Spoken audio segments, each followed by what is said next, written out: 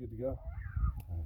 So, guys, I thought for whatever reason, like one of my favorite things in this world is splitting firewood. I don't know why. I get, it's like calming to me, like relaxing. Sometimes I get a little carried away and get mad, as I just did. Chopped myself in the same finger the other night, the same spot, which I tell you, yeah, you have to be careful. But anyhow, I wanted to just show how I split firewood. I watched a thing on splitting firewood the other day. How this guy, and it made sense. He was talking about like how you go from the top to the bottom, try to make a hole. And I was thinking that's good and all, but like really in reality, like just splitting firewood, like really in reality, all you need to do is hit it as freaking hard as you can and try to be accurate. It's kind of difficult sometimes, especially if you don't take a break. Got to let your the blood flow, flow back into your arms. But I like to like this piece here. This is firewood that my neighbor we kind of bartered with, I guess you could say. Super nice guy. They're both super nice. Um, anyhow, it's I don't know what type of wood I want to say, like aspen or some type of like just kind of brittle wood. It's decent wood. It'll keep you warm, but it's not like where I live. Where I live is like you can just do a pan up. Like where I live is the wood like this, which is juniper. Super easy to shard and split right off. And this is the type of wood that you can literally cut off dead. Well, I mean, you can cut off live spots of it too. And this is the type of wood you can it'll burn right on the spot. Whereas I'm not I'm not 100% sure about this wood. I don't even know whatever it is, holding it up. But you can see kind of the definitely see the difference. But anyhow, this is how I split it. Okay, so guys, when you split a lot of firewood, you get cocky. So when you get cocky, you put your hand up here and you're just like, yeah, you're just chopping like literally like 1 inch, 2 inches from your finger. I really suggest don't do that. No matter how good of wood you're, no matter how, sorry guys, I suck at talking, but no matter how good a wood splitter you think you are, always like be cautious. So grab it, hold it from the side, and sometimes if you don't even want to do that, like get some more wood around and hold it up. Like say if I didn't want to hold this like piece, and and always try to have something something hard underneath you. So when you're splitting, don't try to split on just soft dirt. But even like an inch below this dirt is like solid sandstone. So even if I were to split on this, that 1 inch would absorb some damage, but like I could still get through it because of the sandstone that's beneath it. But if I was in like sand, if I was in sand trying to, well, if I was this wood here, particularly this juniper, is super easy to split. But you always want a hard surface. But if I was in sand trying to split something like this type of wood, especially if it has knots in it, a bunch of knots in it, if like this piece here has no knots in it, but this is just my beater block. This is like I have this other okay. That was way heavier than I thought it was gonna be. Anyhow, I have this piece, which is my normal splitting block, and I have another piece over there, which is my other splitting block. But yeah, this is your you always want something, basically you always want something hard beneath you. But if I was trying to split this piece right here, this type of wood, which I don't know, again, sorry guys, I don't know what type of wood it is. I borrowed it with my neighbor. It was super cool. Epic guy. Super nice. Um, but trying to split this type of wood in sand or something like that, oh boy, I tell you, you'd have a heck of a time. It's like you've got to like have a you. Oh, what I was to say, before. You just have to like swing real hard and just be accurate. But you'll have a heck of a time even being real strong and accurate trying to split something like this in the sand. So you always want something super hard between you and the other spot. Like that's old saying, like I'm stuck between a rock and a hard place. But yeah, don't worry. We'll say something. Spit it out. You're more camera shy than I am. Just literally said something. Okay. Anyhow, but yeah, so this juniper here where I live is super easy to split, and it'll burn right on the spot if you split it, even when it's green, which you know is nice as it smells and nice as it crackles in a fire. It's you don't want to burn the green stuff. You want to go to the you want to go to the dead stuff, cut the dead stuff off, and burn that. But this stuff super easy to split, even as long as it is like as long as this is literally like maybe like 7 inches, maybe 8 inches longer than this piece, and I can split this piece just like on its side, like just like right here. I just find a spot, and I've not, and you can look in this. I've not like hit this in any way. You know, this is all super random for me, guys. But anyhow, and this is what I do is with before I had a chainsaw, I would take my maul. I would take my maul, this bad boy, and I blame my boy for learning to practice to beat up all the rubber on this. But now he's a good wood splitter. He's my right hand man. But I would take my maul and I would find the weak points, even on these bigger blocks where they were big like this. I would take my maul, and 10 feet, 8 feet, 7 feet, 6 feet, 5 feet, whatever down, however big the log was that I was able to wrestle out of the ground. I would take it and I would just split it right down the center like that, long ways. And when it goes long ways like this, guys, on the ground, it really doesn't matter too much if it's hard beneath you, because when the log is so long, when it's so long, and maybe one day I'll do a video like that just for fun, but like when it's so long, you just got to find the weak spots. If you can learn to find the weak spots of the log, it really doesn't matter how. And I tried to sharpen this the other day. I think I made it duller, but it doesn't matter how dull your maul is. And never get an axe, guys. If you have a choice between an axe and a maul, don't ever get an axe. I'm telling you right now, do not ever get an axe. You get a maul. But anyhow,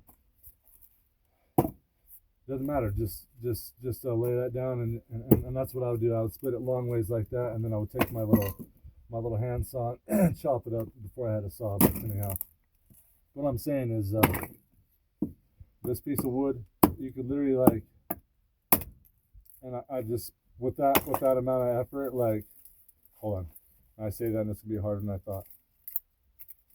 Yep. With that amount of effort, like, yeah, and this is a cedar, juniper type of wood, and this wood, I want to say it's like white fir or something, or pine, or aspen. I don't know what. Like, don't make fun of me, all you wood people. I can feel it. I just felt it. You're making fun of me. But anyhow, I know this type of wood is what's going on? Is super hard to split. So you definitely want something hard beneath this. So, but basically with this type of wood, basically with all wood, you just want to just give it your biggest whack. You just want to strong arm it. People were like saying all these things on YouTube, like be accurate and be precise, and I'm like, you know what? Just find a piece that's and I'll give you an example here. I'll show you just how hard it is just to split. But you can see there's no knots. This was been cut by a chainsaw before. It's partially through, maybe a couple inches. Just a little nick right here, quarter of an inch, half an inch. But anyhow, what I'd like to do is I like to split my pieces. If I'm splitting kindling, split them into like pieces like these. And I already split a couple here before, but what I try to do is, so this one I would try to, and notice, like I try to hold it like that. But like I said before, guys, if you can't hold it like that, just brace it up like that.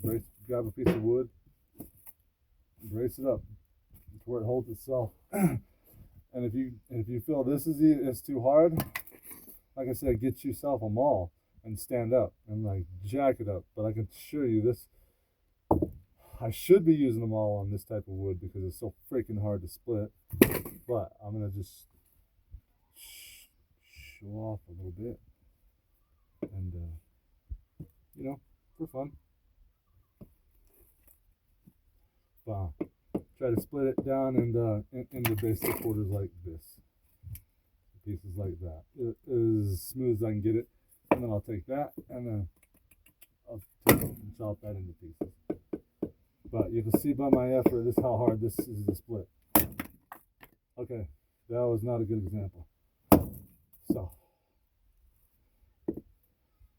right there, see that first hit.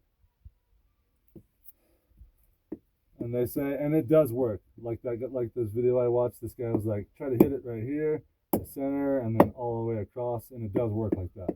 But I figure if you just hit it hard enough accurately, and you know, try to do that like in a nutshell, it'll break for you. See, if I'd hit it that third time, right there, I'd have made it. But so basically, that's what we're kind of going for kindling pieces. See, this one's still a little fat. I wouldn't like, well, maybe, I don't know. I would still try that.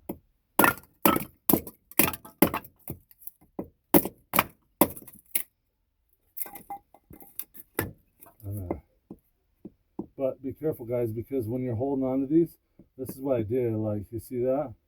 Put some medicine on it already, but like, I literally just made a video of this the other day, and I was looking at it, and I was like, that's actually kind of sissy, because I see YouTube videos that people lose their limbs, and I'm like, boy, I just need to delete this video. I don't want people making fun of me.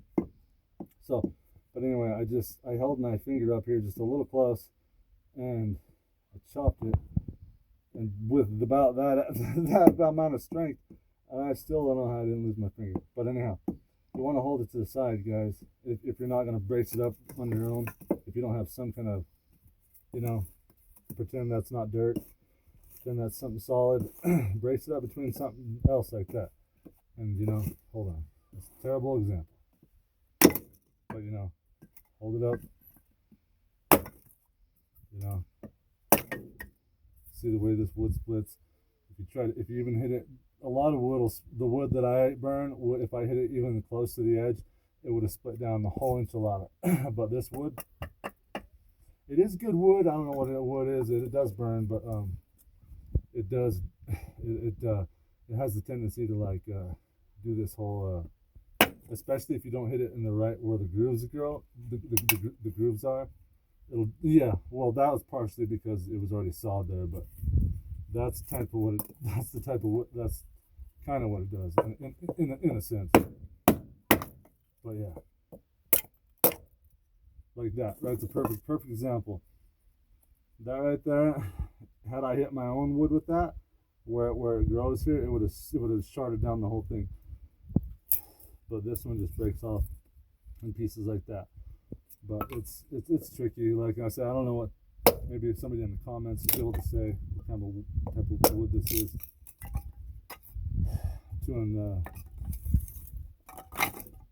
But yeah, anyhow. My neighbor's busy. I don't bother him, but yeah, anyhow. This is what you gotta do. Even with the suckiest wood, guys. This is the suckiest wood. So I'll take some of my wood. Even just a block like this has a big old knot in it. Oh, and I was gonna before I do that, see if we can find a knot piece, which there really is not too much of knot pieces in here. Here we go. So, say you have a piece of wood like this, super tricky. You're like, man, what the? So you basically gotta kind of go around those knots, unless you want to just get brutal. You know, you get enough power and enough enough motivation and enough sweat. Yeah, you just break it with that maul. But if you're just splitting kindling and you come across something like this, you always want to find the weakest parts of the wood, guys. So I see here, and a lot of times the wood will tell you itself. You'll find cracks and just follow the cracks. The cracks already let you know where the weak spots are. So, but if you don't see any cracks, just I don't know. It's hard. I'm trying to explain it, guys, but yeah. Anyhow, so I don't want to split right on this knot. I mean, I see a little crack. Enough determination and sweat, I probably could just split it right down the center on that crack through the knots. But in this case, I would not try to split on these knots. I would try to split it on the side of them, and I'll show you how easy it is. So with holding it here, it's one good swift whack. So I try to make that as flush as possible. This other side, take this other side off right here. And then you have that, which is basically a knot piece. Now I could try to split the edges off and get a couple more tiny pieces of kindling, but or if a knot is here at the bottom and a weaker knot is right here, and you see something like this, you have an opening, a little gap. You want to get down with it. You want to get you want to try to be strong, and I'm only doing this to try to show off again, showing off. So everybody. So you see how I've never hit this piece of wood, so I'm gonna try to hit it. I'm gonna try to split it right down the center because there's this gap right here. If I were to try to hit it right here, you bet your hind it would be super difficult for me. Even though I do see a little couple cracks right here, this knot is right here, so I got to break through that knot. It's not gonna happen. So try to go from this side where I do have a little gap from this knot, but I see there's a good gap there. But we'll try it here. Okay, I was a little off. See what happened? A little off, but a little more determination. And I was more off. So, okay. My accuracy sucks when I try to do it really hard. Because I know it's going to take a lot to try to break those two knots. And that's like as best as I get it in 2 shots. 2 accurate shots. The other 2 shots took the edges off. But with enough, okay, I guess it wasn't too bad. But basically, you don't want to try to split through the stuff like that, guys. Where it's like, but even this wood is weaker. If I had stronger wood, you wouldn't be able to do that with just a freaking hatchet. I'm telling you right now. So this wood is it's good wood, but it's not the most powerful wood. And this heavy juniper, it's a funny thing because it's more powerful wood, but it's so much easier to split. So I take this. Obviously, there's kind of a little knot coming off here. So you just find the weak spot about where it is, follow it up. See this right here?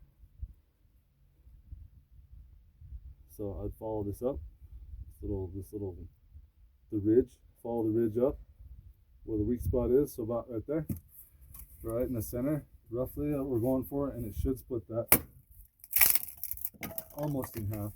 So I was a little off. I mean, I did it. But you know what I mean, guys?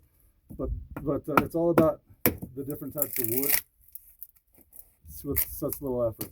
And so anyhow, like this type of wood, I gotta see if I do that with that one. And look at the size difference. I mean the length. I mean the length, not the size. You know what I mean? It's curious to me. So anyhow. But my whole point of the whole video was holding the wood to the side of it. Never hold your hand to the top of it. Because I assure you, you'll always eventually chop your finger off. I know that doesn't make sense, but you will eventually get yourself. I'm like, let's see, this is the perfect piece. So, this nice piece already split down the center. The knot didn't run, but the knot run on this side. And so, what I would, if I was splitting kindling, I would just take this. And I don't know if you can do a close up. But you see the cracks right here. These stress cracks are already here, so they let you know where it's kind of weak. So if I were to hit it right here along this line or on the outer edge, it would just turn it into like a mushroom. And I wonder how I'll try to do that. So what I'm doing, I'm trying to hit it right here where you see this line. Try to hit right here on this line where you see that line, where it makes kind of like a half moon. I'll try to do that just for fun. So my first hit, try to do it on this side. Oh, that's the stronger side. Oh my gosh, this is going to be embarrassing. Okay, 3 hits on that side. Holy crud. Okay, and then 1 hit and then. Okay, maybe. Oh dear, it's going to be embarrassing. Anyhow, if I was trying to carve this out, that's exactly what I continue to do.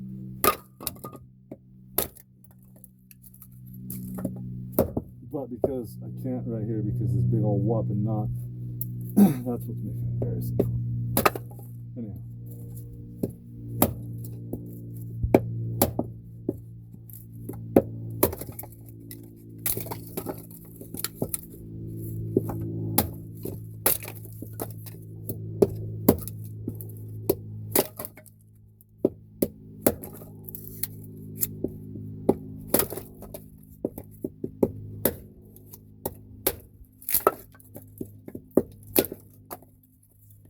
That's probably about good for that knot, but like basically to get through kindling, you just hit it hard and hold it to the side so you don't chop your fingers off. And it all depends on the wood. Like I said, I'm burning 2 different types of wood. This juniper burns hard, long through the night, put in big pieces. This other stuff kind of does too, but it cuts out about halfway. Well, a little bit more than halfway. Probably like 60%, like 40.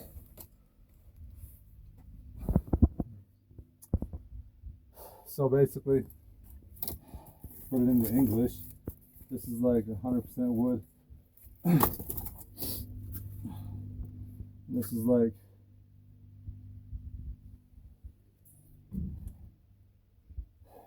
35% wood to last.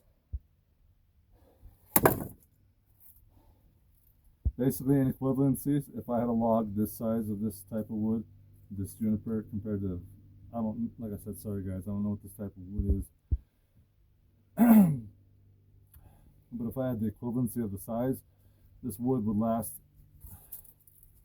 you know what I'm saying? This is like 100% wood, this is like 35% wood lasting, you know, throughout the night. So you have to wake up in the night and stalk it like 3 times with this wood, and like stalk it like once with this wood, if that. But it's all about the different wood and you know, but mostly about hold your hands to the side so you don't chop your freaking wrists, freaking fingers off. And yeah, anyhow guys, I thought it would be a funny, curious video just to upload for fun. We'll see what happens.